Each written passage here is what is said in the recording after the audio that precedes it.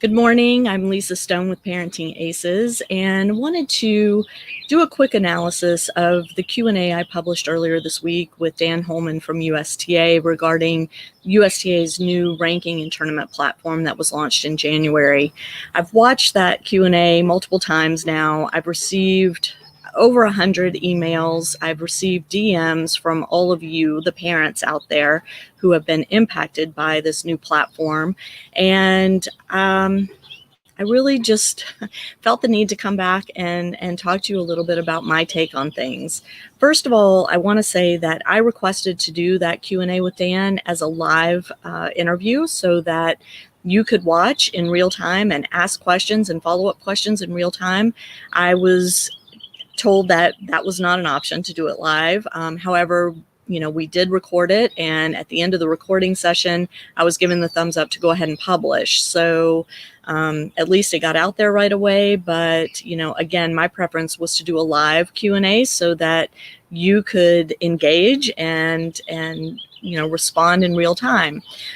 Secondly, I was only given 30 minutes for the Q&A. As you know, I received so many questions to ask USTA, and I knew 30 minutes wasn't going to be nearly enough time to get to all those questions.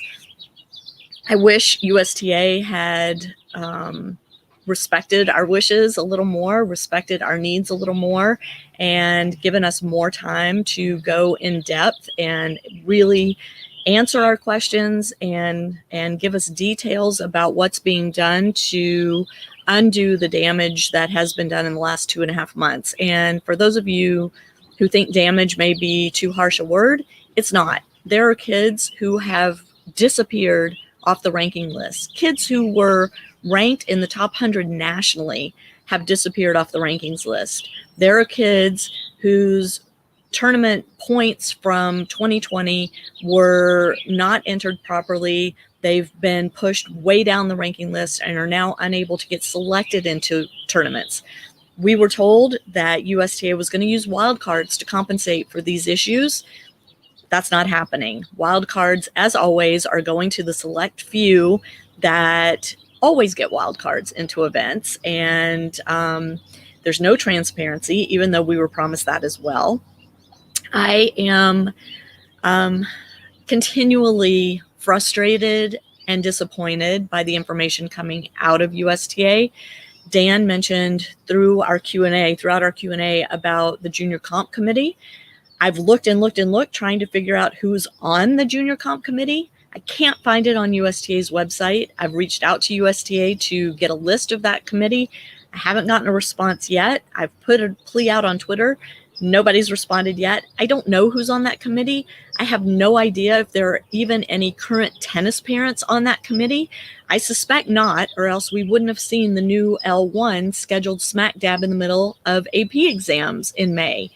But there has to be more transparency.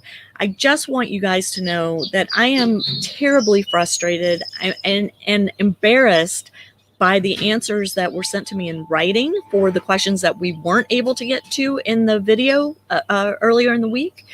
The answers are cursory, they are disrespectful, and I read them, and anyway, I'm frustrated and I feel your pain.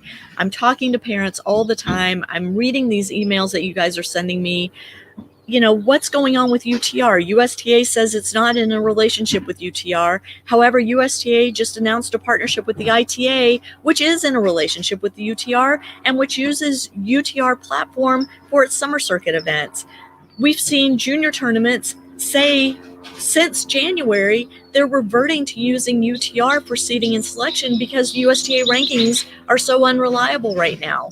So how does USTA say it doesn't have a relationship with UTR when tournament directors are using UTR for selection and seeding? This doesn't make any sense. UTR, despite the issues that it has, and believe me, all these platforms have some issues, but at least UTR has captured results and is using current data to put out its ratings and help these tournament directors. So I don't get it. It kind of leads me to the question of, is USTA even relevant anymore? We hear from college coaches all the time that UTR is the first metric they look at, and then maybe way down the list, they may consider USTA ranking, but it is, again, way down the list. So why are we worrying about what USTA is doing here? Well, we're worrying about it because they're our national governing body, right? We pay dues to USTA to grow tennis in this country, to put on events, but maybe it's time for USTA to just back out of the junior tournament landscape. Maybe they just need to focus on the US Open, which seems to be their cash cow anyway, and leave junior tennis to others who care about junior tennis, who care about tennis parents, who care about, making sure that kids can go to traditional school and become really good tennis players at the same time, instead of causing families to choose between tennis and school, causing parents to choose between taking an AP exam and playing in a high-level national tennis tournament. These choices shouldn't be a factor for families out there. There are enough other things to think about.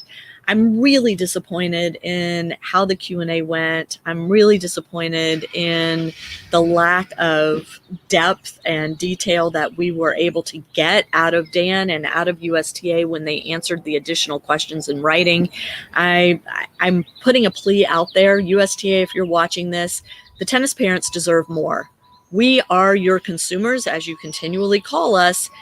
Give us what we need. We deserve a tournament platform that makes sense. We deserve a tournament platform that works. We deserve a ranking system that makes sense, that isn't using our junior players as guinea pigs. We deserve for you to fully test platforms and programs before you roll them out nationwide, impacting at most our 16s and 18s players who are trying to go to college and trying to use tennis as a gateway to college.